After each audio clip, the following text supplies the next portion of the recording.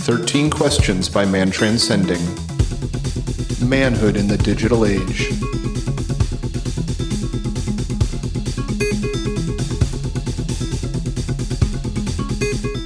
Tonight, this afternoon, this evening, wherever you are, on 13 Questions, we have with us Matt DiBara. And Bill is here as well. Bill, how did you enjoy this one? I had a good time with this one. It was a very easy, free-flowing interview with a lot of good knowledge. Yeah, it was. It was super, like you said, free-flowing, very natural. Usually, sometimes these interviews can be a tad bit awkward to begin with, just until we get into the flow of things. But this was not the case with Matt. He's a very personable guy. I could see why he's a fitness coach, personal trainer, and I really enjoyed recording this one, and so I think that the listeners will get a kick out of it too. And since this is the second episode to the Matt Wilbur one, we do get to announce the winner of the contest, which, Adam, is...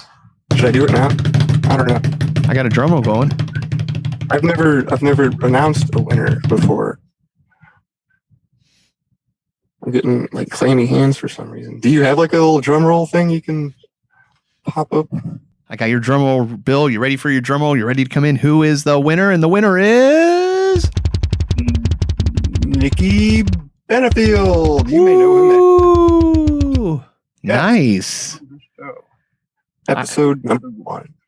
Good old Nikki. Nice to hear that name popping up.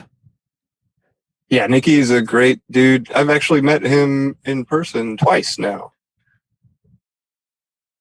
So, congratulations, Nikki. That is a 17-week fitness course with the guys at Fitness Rebellion, valued at $2,200.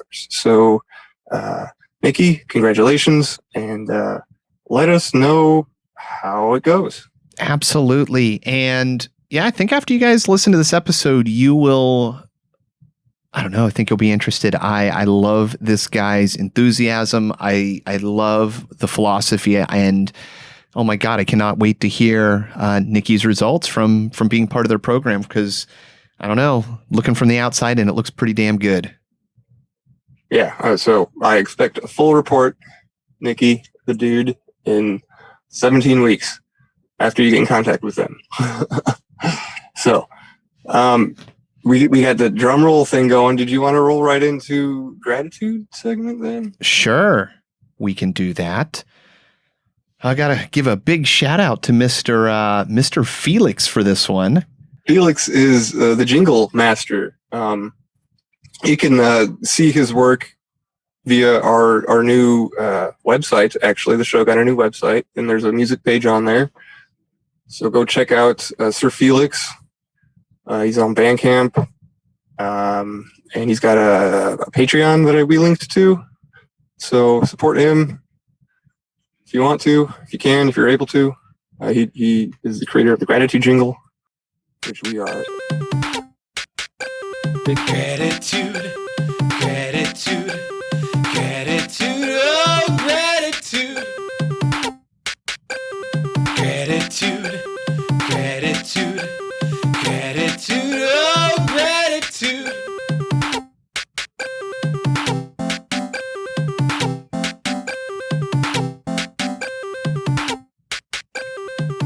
All right. Well, I think I've got mine ready, locked and loaded, and ready to go. So, all right, fire away, Mr. Bill. Relatively simple and easy one today, guys. Is I'm grateful. This episode, I am grateful that I'm able to spend time with the ones that I love. I recently am dealing with a death in the family, so it just brings into perspective and an appreciation for the time that we do have left with the ones that are still here. So if you have those people in your life, take a moment to say that you appreciate them, because you never know. So Well, it's well said, Bill. So I'm grateful for those people that I have in my life that are still around. It just adds a whole nother level of, gratitude to it. It's like an extra layer of gratitude icing on the gratitude cake. Pay attention, because one day we will all be dust. So if we don't make the time now to appreciate and to connect, it's inevitable that you won't. So you got to do it sometime. Why not now? Yep. Now is better late than never too. So, and it's always the eternal now is where we're trying to keep our heart space in. But yeah, so that's my gratitude. Simple yet profound, I suppose. Good one, Bill. I don't know if mine is quite as profound. I've gone down a David Lynch rabbit hole, something I've done a few times in my life, but rewatching Twin Peaks and just seeing some of his overall very broad-stroked artistic,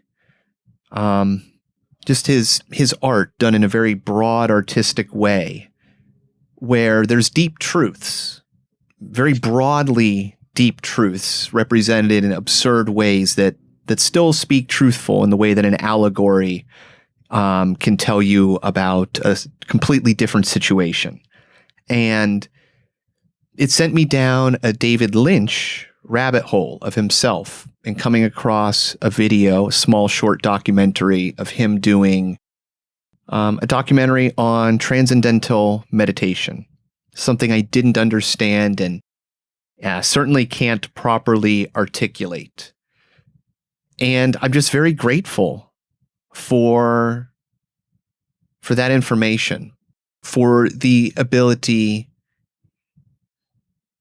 is not the right word. I'm grateful for the experience of being able to come across knowledge that seems life-changing and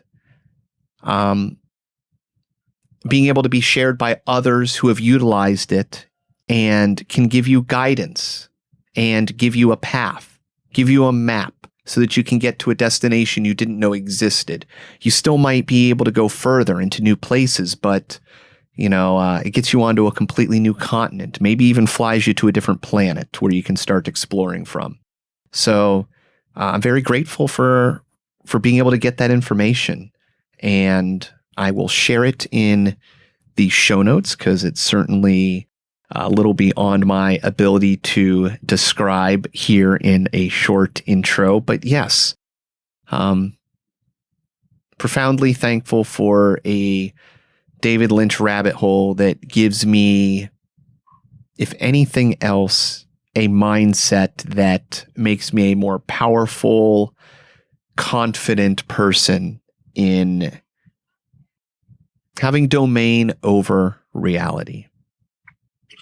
Anyways, Bill. Sure.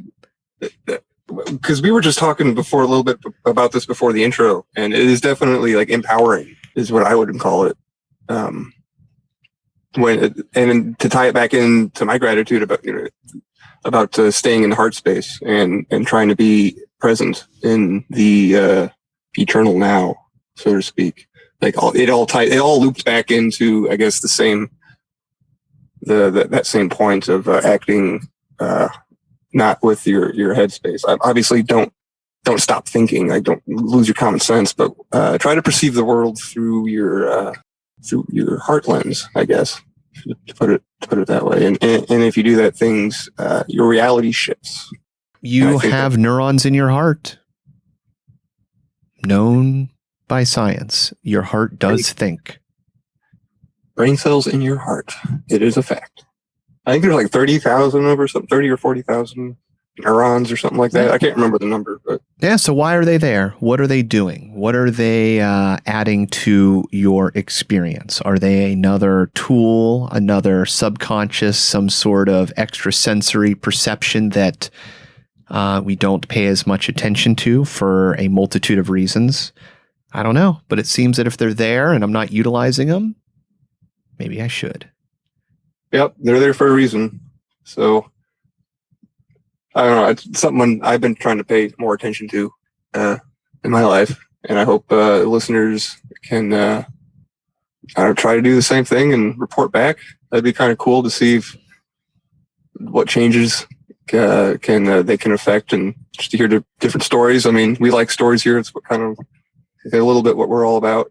Yeah. And I'll also link another video that describes what transcendental meditation is. I was confused isn't the right word. It's not what I thought it was based on the assumption of the words and the terminology, but it's much more nuanced than a mantra. So I'll leave it at that. And you can watch a couple videos in the show notes if you're interested. Well, yeah, for sure. Check that out. I know I'm going to. So that'll be fun. A little experiment to do if you want to. Let's see. Other than that, what else do we have on the dockets? I did mention the new website. We do have one that I worked with someone on Fiverr with. Very nice gentleman. Did a great job. Nice new sexy layout. Yeah. Yeah. So we've got a few. I guess we should go over this a little bit. We've got a list page of the questions, what the current iteration that we're using. So the 13 questions are listed out there, and we also have another page for the book answers to question 3 that guests give. The book 3 question 3 book catalog page is very interesting. Good spot to pick out your next book if you don't know what to read. Then we also have the music page for Felix and Superman. Check out their work there. And then there's a bio page, and I think the support page too, which is used for value for value support, because that's what kind of show we are, value for value. We have the PayPal up there.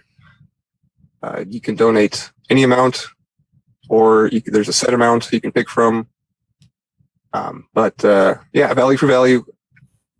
Money may be the easiest way for you to share one of the 3 T's of your time, talent, and treasure. So if it is, the link is there for you on the support page. Or you can shop Mystical Wares using our affiliate link if you are in the market for anything metaphysical, like Shungite. We have, that's the other page that we have on the site. There's a Shungite page. Kind of has a brief explanation of what it is, and a link to the sites. And I believe Derek Condit's episode is on that page too, episode 50. He's the owner of one of the owners of Mystical Wares. Past guest, great episode. Check it out if you haven't. But yeah, that's the support page. Brand new website. We've got links to all the social media accounts up there now too. So yeah, something else to be grateful for. Absolutely. And 13 questions podcast at gmail.com if you'd like to get directly to us, or check out the show notes or the website 13 questions podcast. And you are going to have links to our Discord, Telegrams, and a multitude of ways to contact us, support us, or just say hi, or even suggest somebody for the show. Or if you want to submit your own recording of a 13 questions 13 questions conversation that you've had with somebody that is close to you, a role model or uncle or a dad or grandpa, or somebody that has helped you. We're still asking for those. So that's something that we kind of re-emphasized on the new website. Looking for more. Yeah. So yeah, if you know somebody in your life, a grandfather, somebody that you want to hear interviewed, please do. We will share your story. We will edit. We will put together. We will help you if you need to record good audio. This is a value for value. This is a community. If you have questions, suggestions for the show, we are always looking to improve. I like the additional questions we've had as of late. They've certainly added a spice that, I don't know, and an excitement. I'd love to see it grow and change and move and become something bigger and better and different. So if you're thinking about submitting your own recording, the way that I've kind of adjusted my approach to doing these interviews is that it's the person that you choose to do the interview with obviously means something to you in your life. And the fact that you want to sit down and have a conversation like this with them is a way of honoring them and showing that you respect them and showing that, you love them. And it's a chance for them to pause too and reflect and, hope and maybe make an impact on that person. And so whenever we do an episode, I feel like we're doing like a little bit of magic, and it's just for that interviewee, for that show. So I think that the listeners can do that too with the people that they find are important in their lives. So it's just neat to be able to give that gift. And if that's something that appeals to you, then maybe think of it like that when you're thinking about submitting, sending in a submission or not. That's just a piece of advice. Not advice. No, I like it. And you're always going to get a more personable interview in person, sitting down with somebody. And especially if it's somebody that you already have rapport with and you know very well, and you're diving deep into, deeper forms of knowledge and relationship than you already have.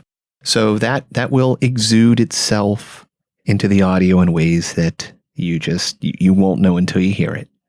So be part of that. Yeah, be a part of the magic. Send us submissions, time, talent, treasure, all that good stuff. And I think that wraps it up, unless you have anything else to add. No, I think that's it for this episode. I hope you guys do enjoy it. It is a fun one, especially from the mind fitness, mentality, self-improvement perspective. This was just it was a really fast paced, just really in depth, very fun, positive podcast. Yeah, it's the kind of podcast that when you get done editing it, you're like elevated and feel good and motivated. And I don't know. I guess that makes sense. That's what Fitness Rebellion does. So they must be doing it right. Right. Yeah. Yeah. And, so once again, congratulations, Nikki Benefield, on winning the contest. And maybe we'll make this a recurring, like a yearly thing with them. That would be amazing. Yeah. We'll have to talk to the Mats and see what the deal is. But all right, listeners, that gives you 12 months to come up with 13 more questions and bonus questions. So start working right now. Right. All right. Well, it's a good one. You guys will enjoy it. 13 questions with Matt DiBara. Boom.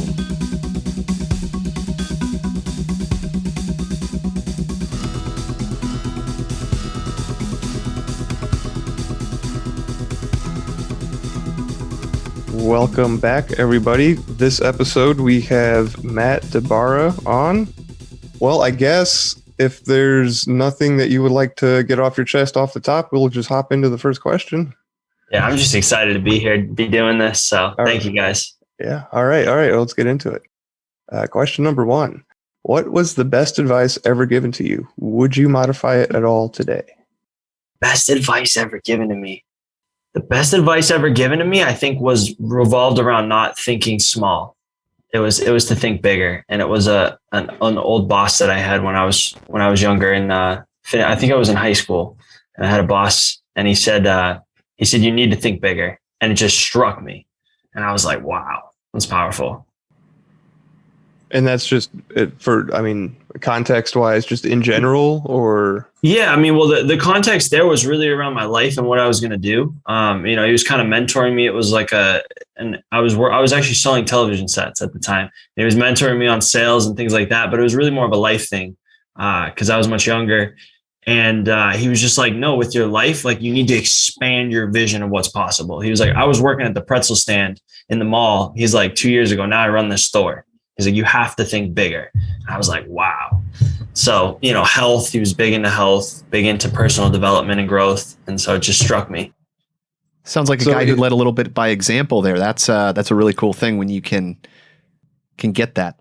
Yeah, what he should have said was think past the pretzel, or something real good like that. Because but he was like think bigger, and that hit me hard, so it worked. Well, that can be the name of your new book or whatever your slogan on the shirt is. Think past the pretzel. Exactly. Yeah. So it sounds like that was kind of like the impetus for you to kind of expand your I don't know, interests into pursuing like what you're really interested in, which is health. Obviously, you've built this business around that, and so was that kind of. I guess I'm asking in a roundabout way. Did that shift your perspective from just career oriented job, day job to focusing on health and how you can help people that way and making a living that way as opposed to what you were doing? Yeah, I think what it really showed me was it showed me that there's an ability to really kind of sculpt and mold your life and the things you want to do and how things that are important to you can become real. He was like, I remember serving pretzels to the guy who ran that store, and he would pull out his wallet. I'd see all this money. He's just like, he's like, man, I would say to myself, what would it be like if I ran, at the time it was Circuit City, right? So before they went out of business. And, he's like, I'm literally doing the pretzels for the guy. I'm doing a little flip and all that. And he's like, I'm thinking to myself, wow. And then, 2 years later, he's like, I'm running this whole store. And it kind of struck me as the ability to help and influence other people, but what is actually possible? That was really what I was thinking at the time. Well, that's really cool too. Just his, him making that statement to you and what it did for you. I mean, it puts into perspective just like, what little wisdom nuggets can I drop on people that, really might sprout something that grows, beyond anything that I'll even know. It seemed offhanded to me, but next thing you know, there's another garden next door. Yeah. And I think I had an open mind, and I was a sponge for like what's next, or I was kind of really looking for that guidance, right? That mentorship. And it just, because I was so open, it was just like, boom, it just landed. It was awesome. Like empty cup, and just boom, it just filled it up. And I was like, wow, this is, it just hit me. I don't think him saying think bigger, if I wasn't so open and so aware and had so much respect for him, would have nailed, quite as hard. It reminds me of, what do they say that it's, when the student is ready, the teacher will appear, or something like that, right? Yeah. All right. Question number 2. What do you choose to ignore? This is real. I choose to ignore, people's limitations regarding what is possible. And it ties into what Joel is his name, but what Joel had taught me at a young age. I think it was 15 and a half or 16 when I was selling TVs there. And, I choose to, I look at things when somebody isn't excited for an idea or doesn't think something is possible, it just motivates me more in terms of, well, they can't see it, which is motivating because it's like, well, it's just that much more powerful and impactful when it does happen because it's not quite fathomable yet. Right. It's like when Henry Ford said to people, if I asked what people wanted, they said they would have wanted a faster horse. They didn't want a car that hadn't been built yet. Right. They didn't understand it. And so that's one of the things that I've taken is I choose to ignore some of the limitations that I have and find I really try to ignore those, but also you can see it more with other people than you can oftentimes with yourself. Yeah. I like that. Trying not to define or focus on people's, limitations, shortcomings. I don't know if that's the right word or not, but yeah, that's definitely something that is to be aware of when you're. I don't know where I'm going. I see what you're saying, and I like how it ties back to the first question there because it's kind of like, with Henry Ford, if you can't imagine it, you can't have it. So I need to imagine it for you, and then you'll see it. Yeah, exactly. And it's not a negative thing, right? It's not like I'm wrong or anybody else is wrong. It's a matter of, like if somebody said, hey, I'm going to, they got no money in the bank and they're like, hey, I'm going to make $1 billion tomorrow. I may be like, I don't think you can do that, but who am I to impress that limitation, right? It's a natural thing. If we can't see how something can work in our minds, sometimes our responses are somewhat limited. And it usually comes from the people who love you the most. I mean, the crazy ideas that I've had, like with, the fitness company, I mean, the limiting beliefs and things really came from the people who love me the most. My mom, we love you. We want to protect you. right? It never comes from a negative place. It's like, we don't want to see you get hurt. We don't want to see you fail. We want to see you do well. But it's flipping and reframing the mind to ignore those and say, that's, you know, a lot of times it's just comfort that they want to have for you when you set out to do something big, because there's associated risk. Like Elon Musk is taking on risk, you know? Well, could you imagine if, you know, like Henry Ford he's your uncle, and he goes, I'm going to take that pile of metal in that liquid over there, and I'm going to replace the horse and make it stronger and faster, and it will dominate the planet. You'd be like, Uncle Ford here, we need to have a talk. So, but really, you know, it was all in his head. So yeah, if you take that perspective that I can't visualize it, but if I can open my mind to it, well, then there's the possibilities. And I think that's huge in the health and fitness space. Gigantic. Yeah, huge. Absolutely.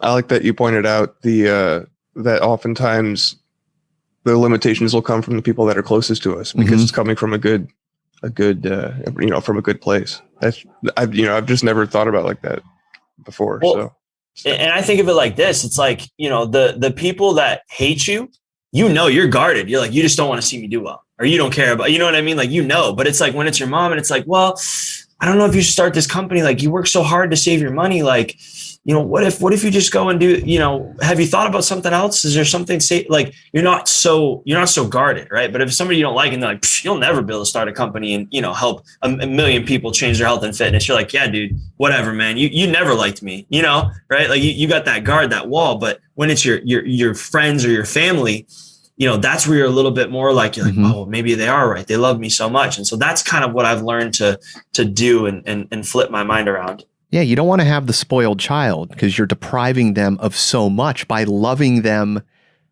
not more, but you got to pull an octave back. Yeah. Yeah, that's, I don't know, that's so, I don't want to say weird. I've just never, it's struck me that I've never given it that thought. Because, you know, the haters, everybody always talks about haters, right? Like, yeah, you know, you got your haters out there, and then your whole purpose is just like to prove those guys wrong, right? But when the criticism is coming from someone that you care about and that whose value or whose opinion that you value, like that takes it, you know, it ratchets it up a notch, you know? So much harder. Yeah. Wow. Right on. Question number 3. What book has been most influential in your life and why? Ooh, see, I didn't prepare for these on purpose. I wanted to be rocking and rolling in the moment. You know, I think the book that prepared me the most was probably, that's a good question. There's a few of them. You can give more than one answer. We've had guests. I mean, Yeah. There is no right or wrong. Yeah. You know, I think Think and Grow Rich was a big one for me. Ooh, I'm right there with you. I love that book. Yeah, that was a powerful book. There was a lot there where I was like, wow, this is wild. But I also think Robert Kiyosaki, Cash Flow Quadrant, you know, Rich Dad Poor Dad, where he goes over the cash flow quadrant. Those 2 books got me thinking. But what they did more importantly was they showed me the value of reading books, because it was tangible items, but it was things that I felt like had real world value. Whereas a lot of what I read in school growing up, I couldn't correlate. I'm like, I'm reading this book and it's a fiction book. I'm trying to figure out how this relates to anything else in my life. And that bridged the gap of like, hey, you can read things that you can take away tangible, specific, life valuable things. And then once I realized that, I then came up with the belief that books have value. And then I didn't mind reading fiction books, because I'm like, okay, the value of this book is enjoyment. But I didn't have that bridge for a long time. So after having that experience, learning that about yourself, I guess, did you kind of take when something pops out of you when you read a book and you can apply it to your own life in a personal way, carrying that forward into other books, like when you read something, do things like certain things pop out at you that you can kind of automatically more easily relate to your specific situation now? Like once you made that bridge or that connection? Yeah, totally. And I think I read books differently too, because for me, when I read a book, I'm not trying to get everything. Like I see people with the highlighter and they do this and they're like highlighting all this stuff. And I'm like, dude, if I could land one solid nugget, like one big heavy nugget that I could really implement. And, same thing in terms of health and fitness. It's like, if I can get one thing, morning routine was a big one. There's The Miracle Morning by Hal Elrod is a good book that I've read. And Matt and I talk a lot about morning routines, and it's a big pillar of what we talk about in the Fitness Rebellion. And the moral of the story is, like, if I can get one powerful nugget, I think sometimes when we read books, we try and get all this stuff from it. And it's like, there's a saying that I heard, and I forget where I heard it first. He says, I can do anything as long as I don't do everything. And it struck me, because it was like, well, it's true in a lot of ways. If you're more focused. And so I took that, and to me, I took that into reading books. And I said, okay, if I'm going to read a book, I just want to get that one powerful nugget. Whatever else I get out, well, on top of that is a bonus. Yeah, you don't need to be the Michael Jordan of every single book you read. No. All right. Question number 4. What rule do you have for yourself that you never break? And why do you think that it's important? It's funny. I'm not trying to tie all these together, but you got a real good flow here. My morning routine is, healthy morning routine. I mean, if I can control my morning and when I get out of bed and influence that, I can influence all the other factors of my day. I also think that's the one thing that doesn't get easier. Like, your body builds a little bit of a habit, but I think that getting up every day is still a challenge. Like it's hard on, day 64, or it's hard on day 600. Like, as long as you're in that pattern of I get up at a certain time every day, it doesn't really, at least for me and people I've talked to, I think Matt's probably a little different. He gets up a little easier probably than I do, but it doesn't get easier. So it's a good test on resilience and pattern building. Yeah, I knew the morning routine was going to be brought up again, aside from question 3, because I harp on this all the time. Adam can attest to this, but yeah, morning routines is definitely something I'm a big advocate of. Whether it's, getting up and working out and going to the gym, or, maybe you make your bed first, then you brush your teeth or whatever, right? Like, just having something that's kind of ritualistic in the morning, like a routine, like, which makes, the whole day go better. For sure. And I usually like to work out. I think Matt, I don't know if I think he's still in a morning routine, but I love getting that workout out in the morning, because then your blood's flowing, your energy's up, and you're like, wow, like the hardest part of my day is over. Like, my body's good and primed and I'm ready. I mean, that's a keystone habit for sure. Yeah. And then by the time you show up to work or whatever, it's like you've already accomplished like a huge chunk of your day. Cause I used to be the guy that got up at 4 a.m. every morning, and then I would drive to the gym and I would, do workout for 2 hours and then go to work after that. I didn't last too long because my gym membership was only good for 3 months, and then I had to start paying the higher fee after that. So I didn't last too long, but yeah, I missed that feeling. So I know exactly what you're talking about, man. Question number 5.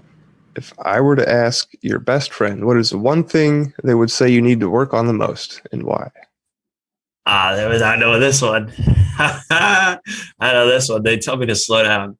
Everybody tells me I go too fast. You got to slow down, man. And they'd probably say that because I miss things, because I get really passionate. I'm so passionate about health and fitness and changing the body, because when you do that, healthy, happy, fulfilling life, the center of that is your health, your energy, right? How you feel about yourself, at least in my belief. And so it's a little bit of a tangent there, but I get really passionate and then I forget or miss things, or sometimes hard to follow. And some of my friends will be like, hey man, like they did a little, Yeah, I can relate. Very quick stream of consciousness, and it's hard to get stuff out. I think that, yeah. All right, question number 6. What turns you on creatively, spiritually, or emotionally? Creatively, spiritually, or emotionally. I meditate. I like to. I'm a big fan of meditation. I think that it helps ground me. And again, not to tie all the questions together, but it helps me slow down. So we got a good flow here. Everything's just tied together. But it kind of helps center me a little bit. I think that kind of like the speed on the highway. I don't know where the 60 or whatever miles an hour came from, but somebody realized that going 140 miles an hour is too fast and going 20 is too slow. I feel like for meditation, it helps kind of keep me in that same space. It's like, I got a speed that I can hit, but probably miss too many things and confuse people. And if I go too slow, I'm not excited about life. So meditation kind of calibrates that speed for me and then really sparks that creativity and that vigor of life. So it helps bring you back into balance. Yes. Now, how long do you meditate for? Like what's your meditation routine? As little as 5 minutes to feel an effect, but I typically find 10 minutes is my sweet spot. So I'll use an app like Headspace. I think is good because there's targeted kind of meditations, or I'll use certain things on YouTube. Sometimes it's just really relaxing music, but 10 minutes for me is a sweet spot. Yeah, that's something I've been kind of learning as I delve further into meditation, because I can't sit still, right? So like sitting down for like a half hour or like 45 minutes, whatever, every day, even 20 minutes, like doesn't work. It doesn't cut it for me. So I did find kind of a helpful video that says you can meditate. It gives you like, a procedure to do, but you can do it in 3 minutes, at least 3 minutes a day. And then it's supposed to last for like 6 hours. It'll relieve stress and then keep you in that, that state of mind. So yeah, I love that, 5 to 10 minutes, it doesn't take that long and anybody can do it. Yeah. Is that part of your morning routine then? Every morning. Yeah. I like to do something physical to get moving. And then after that, when my blood's flowing, I like to meditate and kind of just really recenter with what I've achieved and kind of where things are going. Yeah. Sounds like a good end to a morning routine there. Yeah. Question number 7. What was the most embarrassing or humbling experience of your life? Man, that's a good one. The most embarrassing or humbling experience. Most embarrassing or humbling. There's a lot of them. There's a lot of them rolling through here. I think I had one experience where I remember that I was bussing tables and I was probably 13 or 14. And it was a big table and I was carrying all these dishes and we were doing an event and the owner of the restaurant was there. And he said to me, he's like, DiBara, he goes, don't screw anything up today. I was like, what are you talking about? Everybody loves me. I was like, we'll be great. And I was taking all these dishes from this table. It was about 13 or 14 people. And this last guy, I got all this whole stack and they're laughing. They go, oh, could you do another one? And I'm like, yeah. I'm putting all these dishes on there. And then this guy goes, what do you think? One more? And I'm like, yeah, throw it on there. He puts this little dinner roll plate on the little tiny one on the top of the stack. And I walk and there was a step down. It was called the deck. And I took this step and I caught my shoelace and that little dinner plate went off the stack. And instead of letting that one plate fall, I took both hands, like about 16 or 20 dishes and reached for it, but it hit my thumb and I actually pushed it like a Frisbee. And so that dish went about 10 more feet and broke. Then I broke the 15 or whatever that were in front of me and the glass that from the sodas and beers and whatever. And so I just broke it all. And then I remember I looked up and it was the owner of the restaurant at the bar. And it was like perfect sightline. And he just looks at me and it was this look of like, I told you not to screw it up and you screwed it up. And it was pretty humbling because, I had to then clean everything up. And but I think it was a good lesson in relationships and in people, because I then apologized to the table, and they ended up just laughing and it was funny and everybody thought it was funny and they gave the waitress a bigger tip and they're like, this kid's hilarious. And then everybody just thought it was funny because I think I said something. I was like, well, that's that. And like they're like, who does that? Like who drops 20 dishes and is like, oh, instead of being all quiet, I was like, well, that didn't work or something stupid. And but it was humbling because then I talked to the owner and he's like, Matt, like you somehow managed to make everybody laugh, even though you dropped 25 dishes or whatever on the ground. And I think it was a good lesson around humility and then just life, right? Because it's like at some point in life, you're going to drop something. And sometimes you might drop 20 things. And it's how you deal with the things that you drop, not the prevention of dropping stuff. Because if you spend your whole life trying to prevent dropping a dish, you might never carry as many dishes as and you'll never know your limit. Like I was like, I'm never going over 25 ever again. Like I got it. I'm clear. Like I know my limit. I'm like, I had a guy a week later. He's like, yeah, a couple more. I'm like, nope. I was like, this is it. I was like, circus stops here, man. This is as good as it gets, right? But that was learned. So, those are the lessons I got out of it. Did you start wearing Velcro shoes? Dude, I should have. I probably should have. Is that something that, Adam, that in your days of loss prevention or insurance, people tripping over floors or whatnot, like Velcro shoes, did that come up often? Like as a solution for, I don't know, insurance claims or whatnot? All customers need to wear Velcro shoes. Yeah. No, but it was quite the contrary. I would always wear cinched up laces because you don't want to run out of your shoes when you're doing evasive maneuvers going to and after people. So I like that your story, you diffused the situation with humor, and then like it turned out better for everybody. Like the waitress got a better tip, your boss wasn't that mad. So like, and then I love that the experience was teachable too, like humbling, and then thrown in the humor. And then I'm a huge stand-up comedy fan, so and I think just humor in general just brings a levity to situations in general. I think Darren was talking about this recently, or somebody from Gramerica, that it reminds us that we're all in the same boat, right? Mm-hmm. And to not be so hard on ourselves, right? So well, I love that you used it. Plus, you owned it within all that, which is great, which is what you should always do. You messed up. So, I mean, what else are you going to do? Like, we can all feel crappy, or, oh, well, that's great. Just be the showman. Yeah.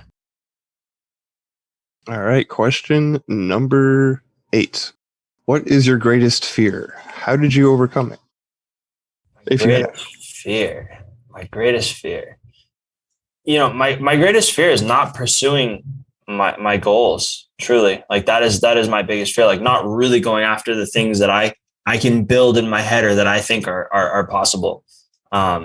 Both personally for me, and then for, the business, the Fitness Rebellion, and just in general. It's like, that is genuinely like, I think about what it would be like to be one of my tests for when I'm making a decision is I imagine that I'm like there, that that somebody's at my funeral and they're reading what I did in this life.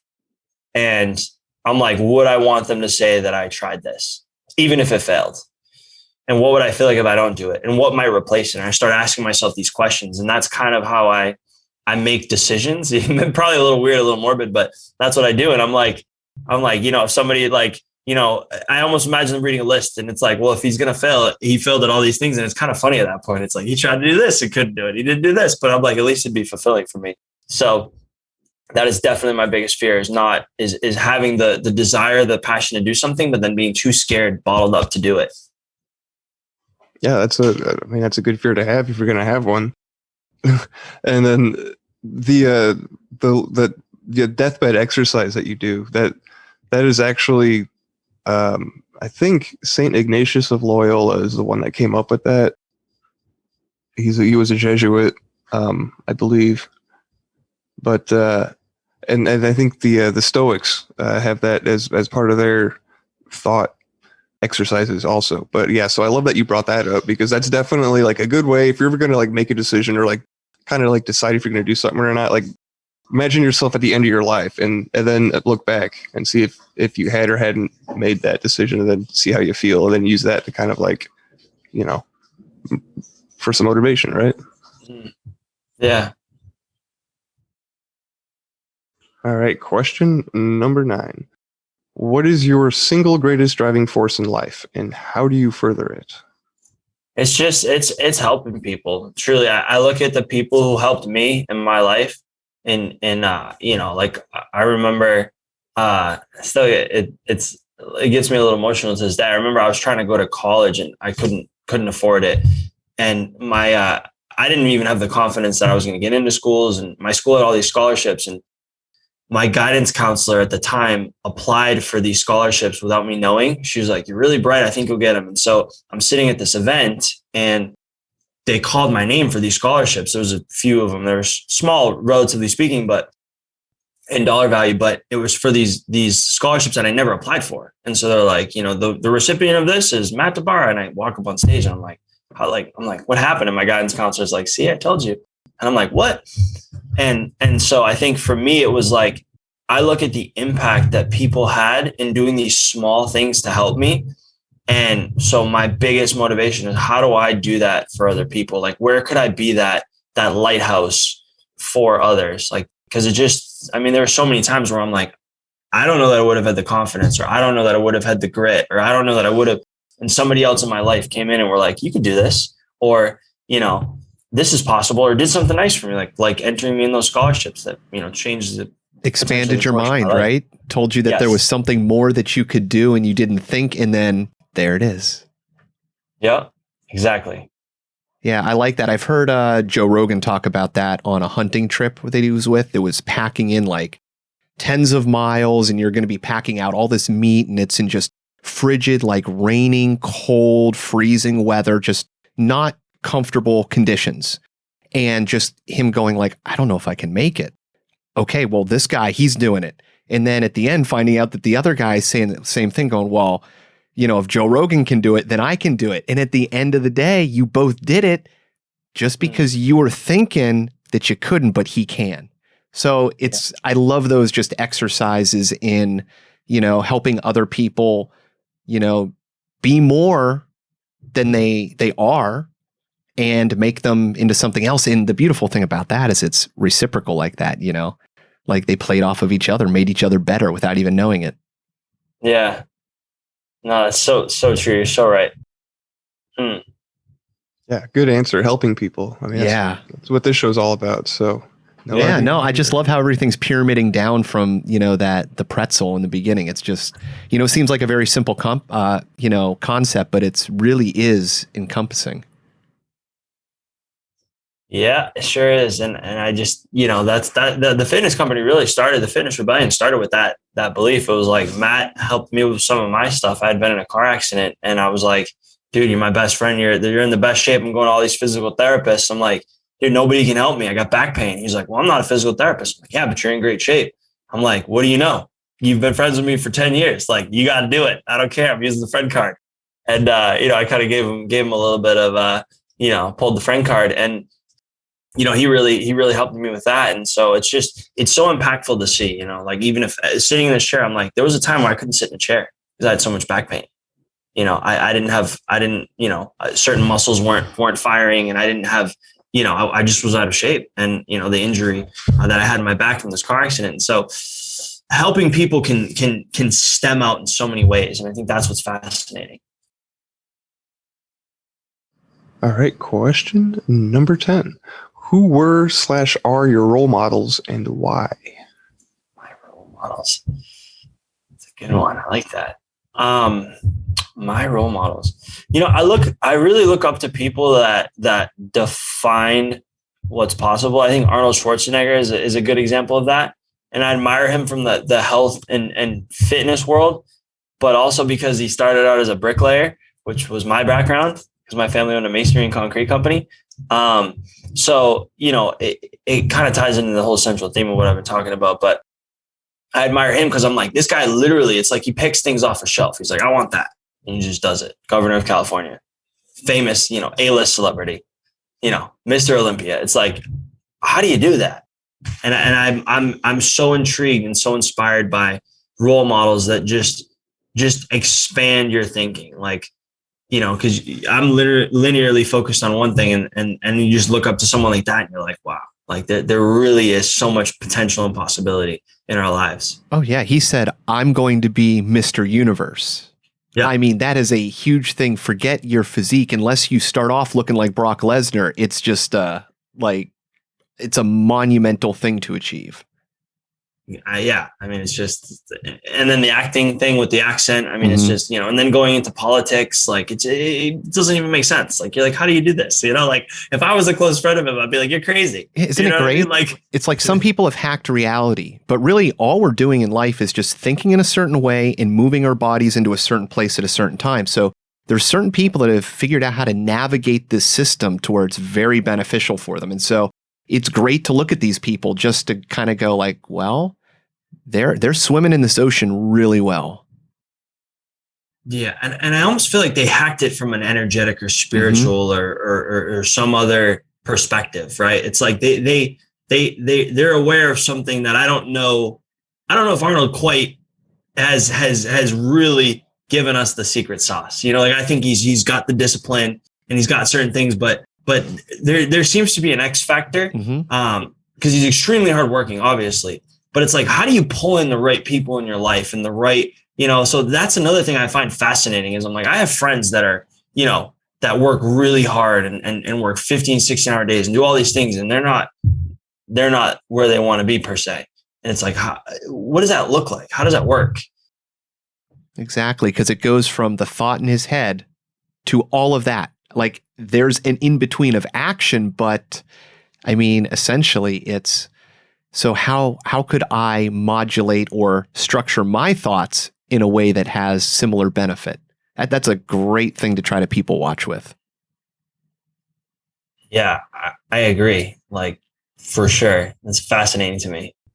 Yeah, if you can watch somebody else hack the matrix and manifest abundance or whatever into their lives, absolutely. Like use that person as a role model and do what they're doing, and then do the same thing for yourself. Yeah, hell yeah. All right, question number 11. What quality do you most admire in a woman?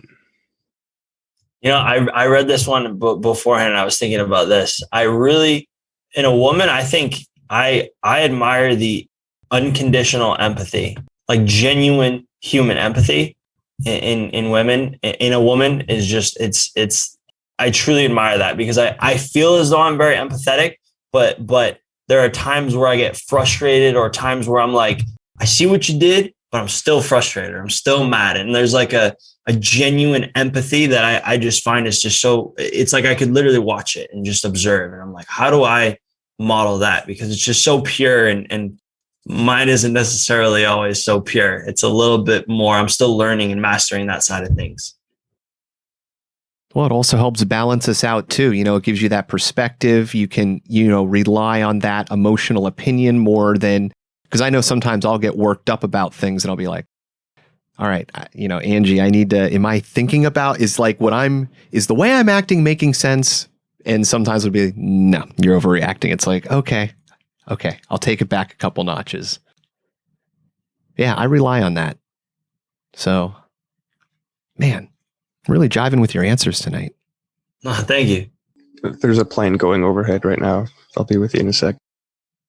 And I think that the natural, how natural it is what I think is really fascinating. Like how that's first nature, first response. I think that's the big thing where I'm like, that is the go-to kind of just natural response that this person has, this woman. It's like, I look at something and I'm like, he just dropped that. And they see how hard he was trying. And it's like, dude, like that's powerful. Like there's areas in life where I could and should be seeing more like that. And so to your point, it's like, I do rely on that. And I think it's if you're willing to take the time to observe it, it's such a beautiful character trait, in my opinion. Yeah, man, I agree 100%. Like my answer to this question when I went through these was compassion. And I think that's just a synonym for unconditional empathy. Like, yeah, 100%. Question number 12. What is the most courageous thing you've ever done or seen in your life? Courageous thing I've ever done or seen. There's a lot of them. The courageous thing I've ever done or seen. I mean, one that sticks out because we talked about it, and I think was pretty courageous was I was bussing tables, that same job, and there was another big event. They had the room in the back, and there was this retirement party, and everybody was giving money to this gentleman who had retired. And I remember seeing him leave, and I saw him for just a brief out of the corner of my eye when he took his coat, he dropped the envelope with the cash in it. And there was another person bussing tables behind there. And I saw that the envelope was gone. A split second later, I'm like, the only person back there was the kid bussing tables. And so I went up to the kid and I was like, do you see an envelope? And he's like, what are you talking about? I'm like, did you see an envelope on the floor? And he's like, no. I was like, oh, okay. And I could see a bulge in his pocket, right? I mean, because the envelope was fat. It was, it was like 50s and 20s. Everybody gave a little bit, but he had, at least a couple grand and checks in there and stuff. And so then I went in the bathroom because he went to the bathroom and I went in the bathroom after him, and I could hear him counting the money. And so like I could hear like the sound of you, like, that sound when you're like shuffling money. And I was like, I told the kid, I was like, hey, I can hear you counting this money. I was like, you can either go and return this in your good graces, or I'm going to go say something. I was like, because this guy just worked his whole life and this is his big night. And I'm not going to let you just take it away from him. I was like, so how do we want to do this? And he's like, I don't know what you're talking about. I'm like, dude, what is it going to be? And then he was like, and he felt bad and he gave it to the owner, and then the owner gave it back to the guy. And I was like, I was worried because I was like, this guy's been here way longer than me. Am I going to get, whatever? But, and it was also a thing where I was like, am I accusing him of something? Right. Because I didn't see it happen. So it was where I was trusting my gut to be like, he's the only person back there. I think I saw this envelope. So there was this element of, is my intuition, is my gut on point? And so there was just a lot. I'm like, is this kid going to punch me in the face? Is he going to, like, who knows? And I go in the bathroom and I'm like, hey, what are you doing? Right. I'm like 14. This kid's like 19 or 20. I'm like, this might not end up well. So, I think it's just a story that struck me. And it's just relevant to kind of the flow of what we've been talking about. Yeah, that's man. Okay. A lot of people have problems with confrontation. Like, it makes people uncomfortable. Like, I kind of fall in that category. And then for you to like to confront somebody about that, and then especially like when there's money involved, like throw that into the mix. Like, yeah, like, good on you, man. Like, I couldn't, like, I don't know. I don't know if I could do Stand that. up for somebody that you don't really know just because they're a person. I mean, if we all did that, we'd all be getting stood up for. So true. I didn't think of it like that, but that makes a lot of sense. Wow. All right. Question number 13. What does it mean to be a man in today's world? Oof, power question. What does it mean to be a man in today's world? I think being a man, it's funny because I growing up in construction, I as a young kid, I was taught by construction guys that worked for my dad as to like what it meant to be a man. Because I started working young, 9, 10, 11 years old. And they're like, you want to be a man, son? You got to lift this big rock. You got two concrete bags over your shoulders. You want to be a man? That's what a man does. Right. And I understood and I grasped that concept. And I think that as I got a little older and I've observed men that I admired, and I would see them get frustrated, or I would see them get tired, and I would see their ability to act in a way in which that was contrary to how they felt at the time, right? Like, it would be like, an example of that would be like you're running late for work, and you have a kid, and your kid's all excited to show you something. You're just having a crappy morning, and and they're like, look at this picture, and you take that moment to just patience, and you're present, and you're like, wow, look at that. Like, I think that I learned what it means to be a man is to be balanced and to have emotions that are, that to not be like crying. I mean, some of these guys have been in prison for, stuff, right? So like, you don't cry, you don't like all these things. That was what I was taught. I'm not saying it's right or wrong in their eyes, but for me, it's a man is somebody who's balanced, right? It's not just one side of what the common notion of masculinity is. It's being in touch with empathy, compassion, love, and then also having the ability to share and demonstrate your emotions. I think is a huge part of being a man. I mean, my sister, has 2 kids, and that taught me a lot. I don't have any yet, but it's that balance of emotions. Yeah, that's a great answer. Sorry, I was just taking note there. Oh, right.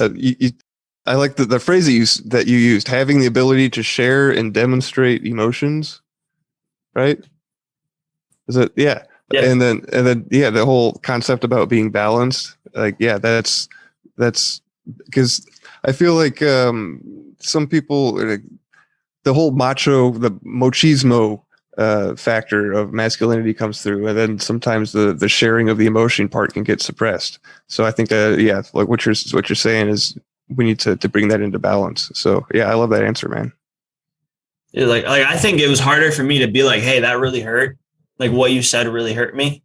Like what you did, that action was really painful. Like I could go punch a wall, right? Like that was what I was taught as a kid. You know what I mean? Like you're angry. Oh, go throw a rock. You know what I mean? Here, I'm going to show you. Like one of the guys showed me. I was upset about something. I was like, man, I can't believe this. He's like, come here, I'm going to show you what you do.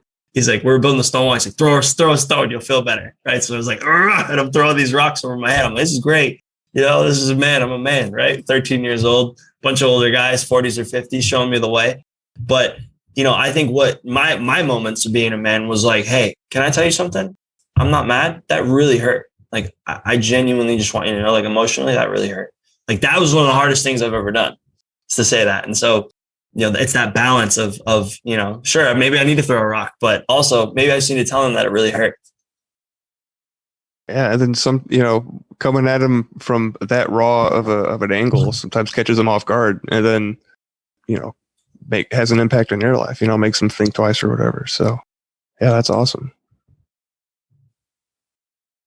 So that's it, man. I mean, that's the 13 questions. You're off the hot seat. We can do some bonus questions here if you want to. But I did kind of want to touch on the fitness rebellion.com.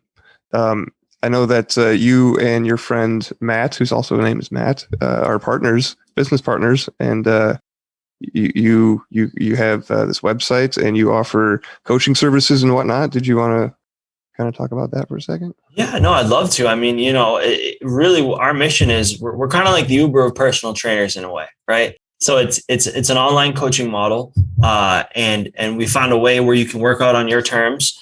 And you get a personal dedicated coach. So on those days where you don't feel as motivated, or you need a little kick in the butt, or maybe you just need to talk about what's going on in your life where you're putting your health and fitness on the back burner. That's what we're here for. So, I mean, you know, it's something that Matt and I are extremely passionate about. And I think that's what, you know, the Fitness Rebellion, our family, this business, this brand is just really about genuinely helping people. I think we looked at the fitness industry and said, you know, there's a lot of money to be made, but there's not enough passion. And so we said, what would happen if we took passion and people and put those first? And that's really how it all started. It was like, what if we were doing something where it was just about those two things, genuinely looking at it from the person's point of view, right? Scheduling with a personal trainer, life changes, things happen. It's like, can't always do that. When you can work on it in your terms, it's like, well, I need to go an hour later. No big deal, right? This is online coaching. You got your own program. You know what to do. You got your coach. You can text them.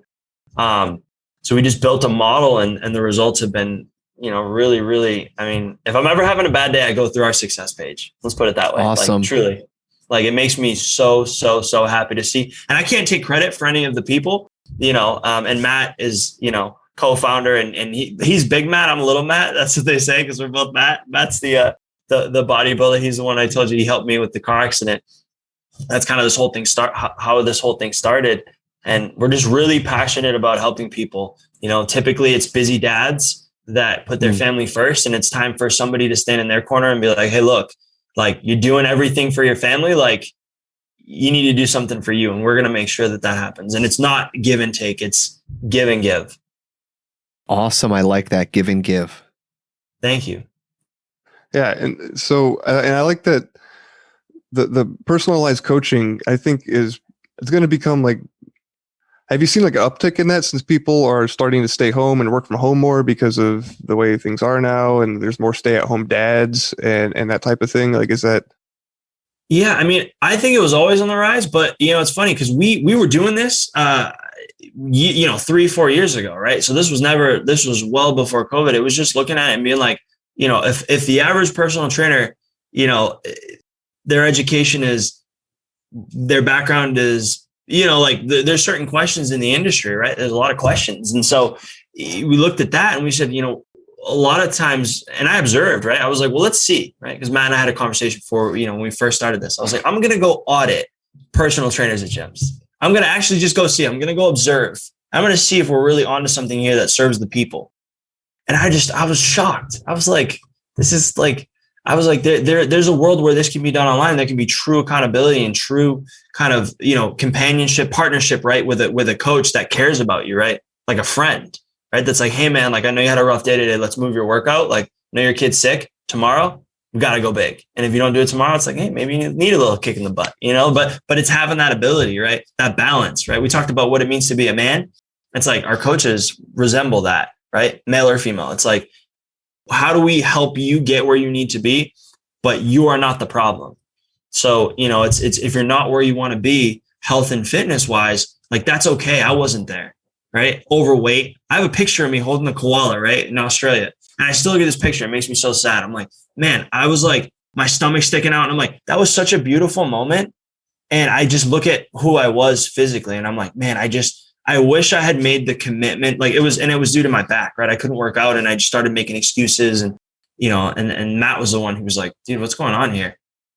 And, so there's a lot that can happen when you make the commitment to yourself. And our whole thing was like, how do we just help people do that? Like, and how do we give them something that, with their, we've got 5 core tenets in the program, but it's just really about its simple, quick workouts and progressive results. Awesome. And you guys talk about nutrition and along with, routines and whatnot. So I just wanted to point that out to everybody because nutrition is, that's half the battle, right?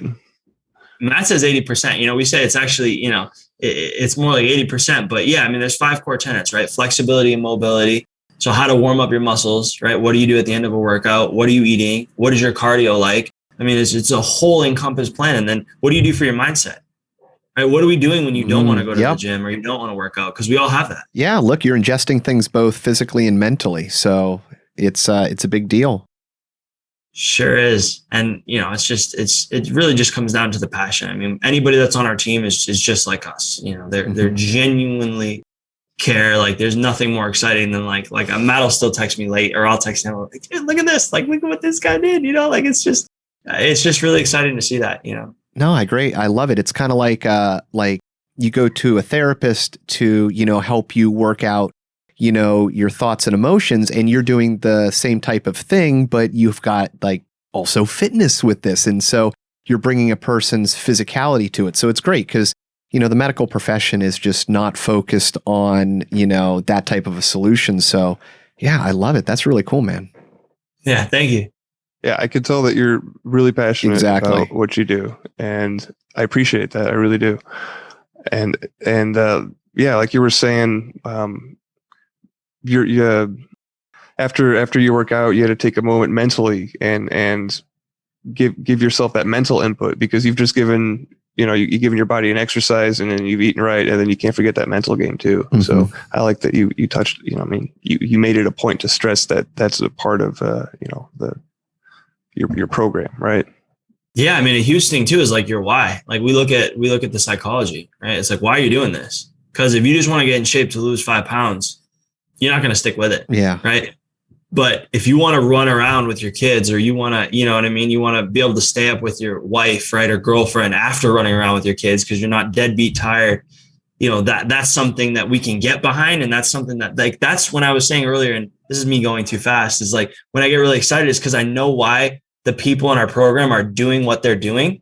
And like that to me melts my heart because it's like, you can see it's on paper, like what their bigger reason is. And it's like, if we could have even a small part in helping somebody, get off high blood pressure medication or, lose 20 or 30 pounds and increase their self-confidence and their relationship with their wife and have more energy for their kids. Like, it's cool, man. Like you get photos of, a dad running around with his kids and being like, look, they're out of breath, not me. It's like, dude, this is just like, there's nothing better in my opinion than that. Like that, it's amazing. Sounds like you found the right place to be. Your passion is fueling your passion. Yeah, I mean, Matt's the same way. He's probably not as he's a little more. He finishes his sentences, but he's no less passionate. He's probably more, But it's just So it's special, to think of the impact, that we have on those kids and and the fact that their parents are role models, right? And so it's like when dad's doing the right things, the kids see that and they're aware of that. And I think kids are super smart. I think there's a lot that they see and understand that we as, I'm not a parent, but as parents, maybe we're not thinking of, Yeah, that's awesome. super happy that you guys found us and asked us to come on, because what you're doing, like I one of the listeners is going to get, a chance to work with you guys free of charge, thanks to you. So I'm super excited to see who that is and what journey is going to, what their journey is going to look like if they want to share, if they want to. They don't have to, but yeah, dude, that's awesome. Yeah. No, thank you guys. I mean, seriously, I appreciate what you're doing. And I think that, yeah, I listen honestly, right back at you. Thank you. Yeah. So do you want to do like one or two bonus questions and then? I'd love to. I mean, if you guys aren't sick of me yet, I'm here. Heck no, man. This has been great. Yeah, no, it's always not that, we weren't expecting it to be great, but it's always nice when, I don't know, man, you're so jovial and just, amped up about it. I love it. I'm just, it's one of, I sat at a lot of people don't know this. So this business, right? Matt was working, he was working in a bank, right? And he was helping friends and family and he was helping me. And I was like, I flew back, I was in California and I was like, Matt, you got to start this business. I was like, you got to help more people. I'm like, dude, you literally, I went to all these physical therapists. Nobody could figure it out. And you helped me in like 4 weeks. I'm like, dude, you have a gift. Like, and the thing about Matt is he's so approachable. He's the really in shape guy that you want to talk to, and he's not arrogant. And like, that was, he's the guy that people go up to in the gym and they're not afraid to ask, like, hey, how do I set this machine up? He's just got that energy and that presence. And so, I was like, we gotta do something here. And he's like, I'll do it under one condition. We do it together. And that's literally, we had a breakfast. It was steak and eggs. I remember it like it was yesterday. And that's literally how this whole thing started. And Matt and I, we made a promise. We said, as long as we put people and passion first, and we never sacrifice or compromise the end goal or vision, which is changing people's lives. And the rest is, it was that steak and eggs that day and that conversation. And that spiraled into the fitness rebellion, which is really about the rebellion against the fitness industry and the fact that a lot of what's out there focuses on one small key component, right? It's like, hey, you got to do a diet, or hey, you got to do this workout, but they're not looking at it as a system. We have 5 parts, right? Because you have your mindset, you have your cardio, you have progressive weight training, right? So there's a whole element, you have your nutrition. So it's like, there's a whole system, an ecosystem that you need in order to solve your fitness problems, right? Or tap into your fitness opportunities, as I like to look at it, right? In the long term. And so that's what we looked at. We're like, what is broken here? That's why it's called, I don't even know if people know this. Like, that's why it's called the fitness rebellion, is because we're like, we're going to rebel against all the stuff out there that is just singularly focused, this fad diet or this one workout type. It's like, if you're not looking at all of it, if your mindset hasn't changed, but you're doing a workout program, good luck. You'll see results, but it won't stick. Yeah. The whole mindset thing, like you brought up the diet example, like, when I started cleaning up the way I eat, I cut out refined sugars a little over more than a year ago. And it's not like a diet you do for like a little bit. And this sounds like really cliche, but it's more like a lifestyle, right?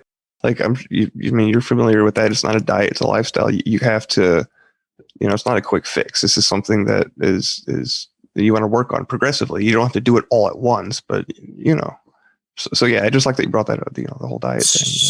So true. I mean, and that's what we focus on, is everything is this lifestyle approach. Because it's like, doing these really intense 90-minute workouts, where you're like high intensity, high interval training. It's like, I'm not sure that that's super sustainable. So we looked at like, what is a lifestyle approach? Because, it's great to lose 30 or 40 pounds, but then if you regain it, and then it's like, oh, but I got to lose it for the summer, and then I'm going to regain it. It doesn't make any sense. It's like going broke, spending all your money, and then be like, all right, great, but now it's springtime and I'm just gonna start saving money again. And then like you're gonna spend all your money in fall and your bank account's to zero and you're like, yeah, but I'll make it all back again. It's like, yeah, but what if things change, right? What if you get older and it's not as easy, to make money or lose weight, right? In this metaphor. So that's what we really focus on is, and the accountability. I mean, that came from like, even when I was working out, I'd be like, man, I'm texting Matt. I'm like, dude, I don't want to do this today. He's like, dude, you think I want to go to the gym every day? I'm like, really? He's like, yeah, dude. He's like, I just get my ass in there. He's like, and I've learned over time. He's like, and I would text him and then I'd go in the gym. And so that was like how this whole coaching thing, that was one of the elements, was like, we got to be real with people. Like, you're going to have bad days. You're going to have days where you don't want to do it, or days where it's, life just happens and things happen. So how do you change when you travel, right? I'm in a hotel, right? Well, the world is going to open up again, hopefully, right? So I'm in a hotel. What do I do for workouts? What do I do with this equipment, right? That's the stuff I was texting Matt. I'm like, hey, I'm away. Like, what do I do here? He's like, well, send me a picture of the machine. He's like, all right, here's what I want you to do. Boom, boom, boom. So this is how this all got. I mean, this is real in the trenches sustainability. But it was really simple. It was nothing, it was just packaging all the right things to help people over the long run. Yeah, it sounds awesome. And I love the accountability aspect too. That was one of the the visions that Darren Grimes from Grimerica had when he started this podcast. He was to build a community of men that could hold each other accountable for, and help them work towards whatever they wanted to work towards. And I'm just really drawn to your company and your purpose and your mission, because that's exactly what you're doing. So yeah, dude, I love everything about that. So thank you guys. Really. Well, let's do a couple. Let's do 2 bonus questions, and then we'll wrap it up from there. All right. Perfect. All right. I think I've got 2 picked out here. I think that are good. So we'll go with, what are you most curious about? Well, I mean, we touched on earlier. I'm so curious as to how some people just seem to hack life, and they do it effortlessly. And it's like a shelf in a grocery store. And they're like, and a gallon of milk, and a bag of gummy bears, or, if you're being healthy, and some celery. It's like, how is it that you can just say, I want this, and then get there? And how do people do it in so many different arenas? It's like Arnold Schwarzenegger has a cheat code, and I still am not convinced he gave everybody the answer, but that is endlessly curious about how that all works. Yeah, there's definitely hacking, keep saying hacking the matrix or whatever, but there's definitely little cheat codes that you can do, whether it's the morning routine, or we have, the gratitude jingle on the intros for this show. There's little mind tricks that you can do to kind of give you a leg up, level up, I don't want to say comparatively to everybody else, because we're not supposed to compare ourselves to other people, but give yourself a personal boost. Of course. So yeah, it's definitely, that's something I'm curious about. Yeah. All right, and I thought the last bonus question would be a good one to end on, and that one is, what institution of society or structural aspect of modern life would you change given the chance? Man, I would change social media, personally. And this is probably not. I mean, I think I would change the way social media is structured, and just the concept of what that all is. I think we have an opportunity to have genuine interaction, and I think that social media has kind of taken us into this world where we have a selective life, right? In real life, we live through events, and when the event happens, we can't say, well, I'm just going to cancel this out, right? And for example, I gave the story about how I dropped all those dishes, right? In the social media world, I could have just posted the really great picture with the people, at the end where they love me and they were laughing, right? But nobody would have known that I dropped all the dishes, and that wouldn't have been a fair representation of that story. So I think there's just so many elements of social media where, as a society, it'd be beneficial if I think if there were some focus or emphasis on improvement. I think they are. I think we're moving towards that, but just the ability to cancel out things that you don't want people to see, it's counterintuitive to how we live our lives. Because it's like you do something stupid and you're like, oh, I wish I didn't do that, but you still did it. But social media can give you the feel that it didn't happen. Yeah, it's kind of like Second Life, right? Everybody's living this, perceived vision, and the amount of hours we got to where we are today through us doing things in the world, not just clicking and looking at, LED lights on these little square screens. It's gotten kind of weird, because I think of just how many things are we not doing that are just, that potential is lost in this, just, I don't know what it is these algos that, just want to sell you ads. And it creates a micro world, right? Because you are fed the things that you want to see. So we don't ever get to it it feeds you in this, you then start to feel like, or at least you can, right? Feel like everybody agrees with you because you're seeing more of the things you like, the things you click, the things you stare at, the videos you watch. Echo chambers. Yeah. Yes, exactly. And it's like, you have that, and then you have the things that you hate, which you might watch, right? But it's polarity, right? Because it's supercharged. It's like the things I love, I'm gonna watch, right? I think Howard Stern had this quote. He said, the people that like me listen to me for an hour a day. He said, the people that hate me listen to me for 6 hours a day. Or I don't remember the exact numbers, but it was like, so that's kind of what it fuels. It fuels this intense polarity of like, I love these things, I'm going to see more of those. And I hate these things, I'm going to see more of this. And so it creates this just really interesting dynamic that doesn't exist in the real world. Like if you think of a normal day, there's not so many things that you love so much that you see and that you hate so much that you see. Just think of like your normal, I wake up to when I go to bed. It's a little bit more muted. It's a little bit more, it's a little bit more flowing, in my opinion. Yeah, social media has just gotten weird lately. And yeah, if we could, I don't know, something needs to change there. I don't know exactly what that would look like, but yeah, I agree. I mean, one thing that I did for myself recently, and this might be a little bit off topic, was I turned off all the notifications on my phone. Like, so that way, because I feel like it's kind of like a Pavlovian response at this point. Like you get a ding and then like you automatically got to check it. So something that I've done for myself is just turn off the notifications. And that way, if I want to consciously check it, I have to think about it. And it's not just something that pops up on my phone. But no, that's totally. I did that. I keep mine. Yeah, I had to do the same thing. But yeah. I think we can probably squeeze in one more bonus question. What was the most important lesson you learned from your parents? My parents. Ooh, that's a good one. My parents. I think the most important lesson from them was just to never give up. My parents had this just ridiculous, like, as I was always taught, like they always allowed me to kind of stick with things. And they also, they bridged the gap in areas of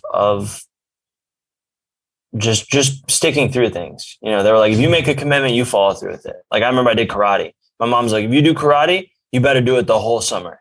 She's like, you're either going to do the whole summer and give it a full shake or you're not going to do it. And I did the first lesson. And I was like, I don't want to do this. She's like, great. You have 20 more classes. And I was like, yeah, I don't want to do that. And so, she forced me to do it. And I'm so glad she did because I really fell in love with it after that. And so it was this kind of perpetual cycle of like, not forcing me to do 10 years of it, but saying like, if you make this commitment, this is what you're committing to. And it wasn't like, I wasn't just, like it was like, if you're going to take this food, you better eat the food on your plate. Right. Like don't commit to things or do things that you can't follow through with. And so it really made me think more, right? Because then my mom was like, do you want to do soccer? And I'm like, yeah, I don't know if I want to do soccer. I don't know if I want to do a whole thing of soccer. But it made me more intentional. So I'm like a 9-year-old kid and I'm like, do I really want to do a whole summer of soccer? Let me play with my friends and see if I really enjoy this. And so it kind of, it kept me from being very like, dipping the toe in. It was a little bit more like, follow through, go deeper, depth, and then don't be so quick to just, be like, I don't want to do this. And my dad was the same way. So. Yeah, that's awesome. It was like your parents were your first accountability partners, right? Exactly. Yeah. Didn't feel like it, but yeah. Yeah, touching back on that again, man, I think it's just, that's so important to have. And it's helpful too. So I once again, I really admire what you guys have going on over there. And yeah, is there anything last minute words you want to get in before we sign off? I just want to say thank you guys. Like I had a blast and I appreciate you guys and what you're doing. And just in general, I think you're two great guys. And, I think that there's just, I don't know. I'm just really grateful. Truly. Hey man, same back to you and your partner. And I wish you guys, I'm wishing so many people the best, right? I want you and everybody else to just to benefit. So I don't know, man, I'm excited about your vision. So it's kind of cool. Best of luck to you, my friend. Thank you. Which you don't need from me. It seems like you're like, I don't know, shooting for the stars now. So that's freaking awesome. You know, you try, right? So cool. Yeah, we're building the future, man. So it's exciting. It's exciting to see what happens. But yeah, I will. Yeah, man, I'm super excited to get this out with everybody. I'll have a better idea of when the release date is after we do the other recording. But yeah, I think that's it, man. All right. Well, enjoy your evenings. Thank you guys both. Same for you.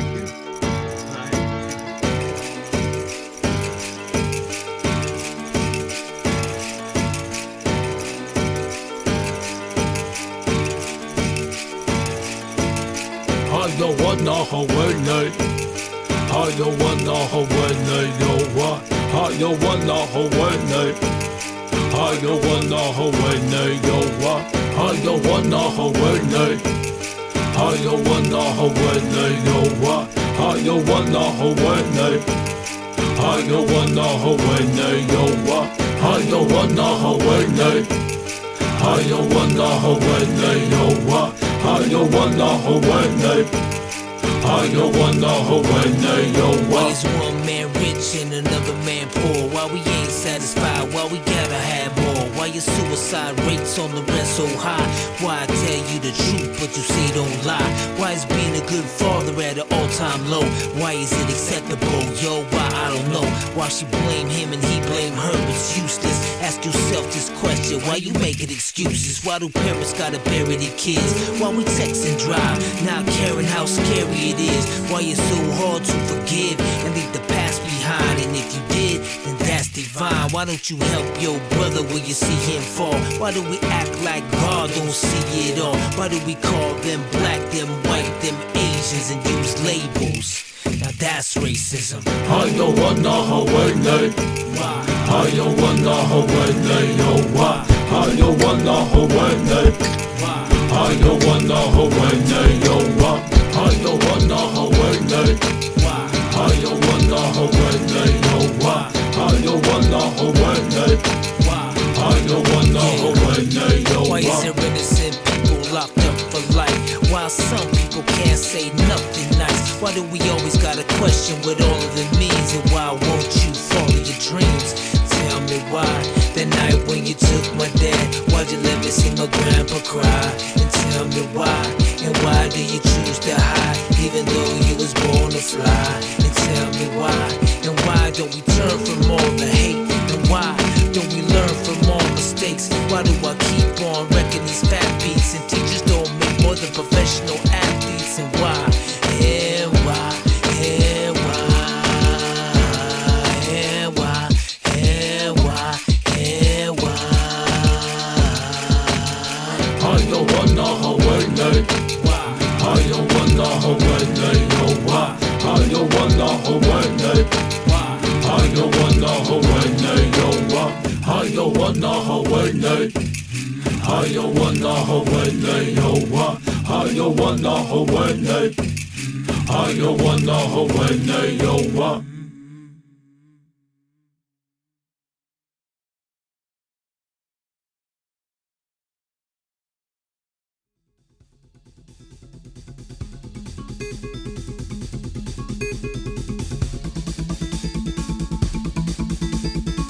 This should be considered entertainment and not therapy. We hope you benefit from our resources available at 13questionspodcast.com. Thank you for listening.